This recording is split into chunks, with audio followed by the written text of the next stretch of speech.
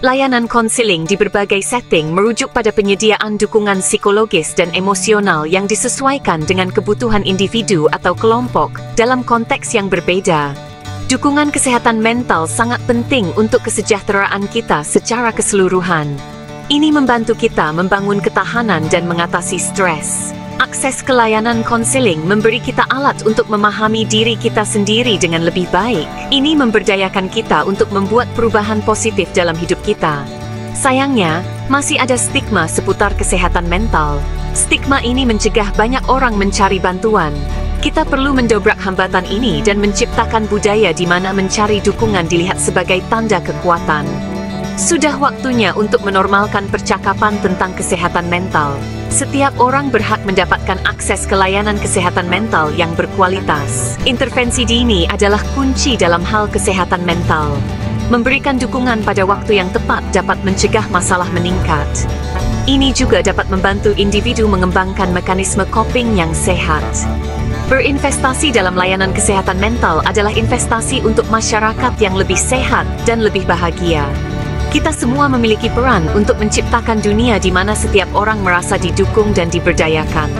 Di sekolah dasar dan menengah, konseling dilakukan oleh konselor sekolah untuk membantu siswa dalam isu-isu akademik, sosial, emosional, dan pengembangan karir. Di perguruan tinggi, konseling tersedia bagi mahasiswa untuk membantu mereka mengatasi masalah penyesuaian, stres akademik, pengembangan karir, dan isu-isu pribadi lainnya. Contohnya, seorang mahasiswa tahun pertama yang mengalami kesulitan menyesuaikan diri dengan lingkungan kampus yang baru. Dia merasa tertekan dengan tuntutan akademik yang lebih berat dan merasa kesepian karena jauh dari keluarga. Layanan konseling di kampus dapat membantunya mengembangkan keterampilan manajemen waktu, mengatasi kecemasan, dan membangun jaringan sosial yang sehat. Di rumah sakit, konseling tersedia bagi pasien dan keluarga mereka untuk membantu mengatasi masalah terkait kondisi kesehatan, penyesuaian terhadap diagnosis, dan manajemen stres. Di klinik dan pusat kesehatan komunitas, konseling disediakan untuk individu dan keluarga yang membutuhkan dukungan mental dan emosional terkait masalah kesehatan fisik atau mental. Organisasi nirlaba menyediakan konseling untuk membantu individu dan kelompok dalam mengatasi masalah sosial, ekonomi, atau isu-isu khusus dalam komunitas.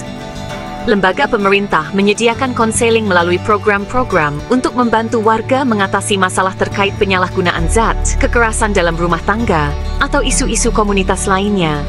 Di perusahaan dan industri, konseling disediakan untuk membantu karyawan mengatasi masalah pribadi dan profesional yang dapat memengaruhi produktivitas dan kesejahteraan mereka.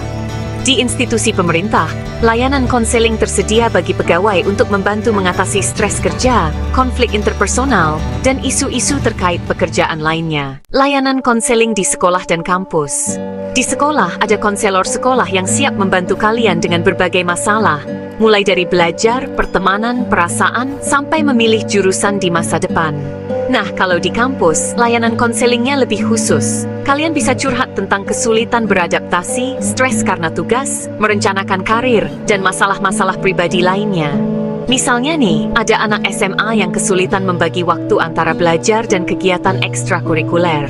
Konselor sekolah bisa bantu dia membuat jadwal yang lebih efektif biar semua kegiatannya bisa berjalan lancar. Di sekolah dasar dan menengah, konselor sekolah punya peran penting untuk mendukung kalian. Mereka bisa bantu mengatasi masalah, baik di bidang pelajaran maupun perasaan. Contohnya, kalau ada anak yang dibuli, konselor bisa memberikan dukungan dan bimbingan tentang cara menghadapi situasi tersebut. Nah, di perguruan tinggi, layanan konselingnya lebih mendalam. Kalian pasti sering menghadapi tekanan pelajaran yang berat, harus beradaptasi dengan lingkungan baru, dan mungkin juga ada masalah pribadi. Konseling di kampus bisa bantu kalian mengembangkan cara mengatur waktu, mengatasi rasa cemas, dan membangun pertemanan yang sehat. Misalnya, ada mahasiswa baru yang kesulitan menyesuaikan diri dengan lingkungan kampus. Dia merasa stres dengan tugas-tugas yang lebih berat dan merasa kesepian karena jauh dari keluarga. Konseling di kampus bisa bantu dia mengembangkan cara mengatur waktu, mengatasi rasa cemas, dan membangun pertemanan yang sehat. Layanan konseling di sekolah dan kampus itu penting banget. Dengan dukungan yang tepat, kalian bisa mengembangkan kemampuan yang dibutuhkan untuk sukses, baik di dalam maupun di luar lingkungan sekolah. Kesimpulan, berinvestasi dalam kesehatan mental, berinvestasi dalam masa depan kita. Konseling bukanlah kemewahan, itu adalah kebutuhan.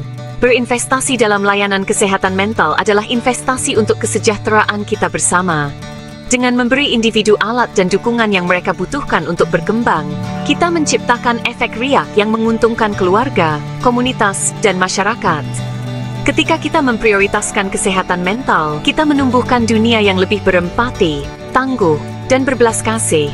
Sudah waktunya untuk mendobrak stigma, memperluas akses ke layanan, dan memastikan bahwa setiap orang memiliki kesempatan untuk menjalani kehidupan yang sehat secara mental. Mari kita terus memperjuangkan kesehatan mental. Bersama-sama, kita dapat menciptakan masa depan yang lebih cerah untuk semua.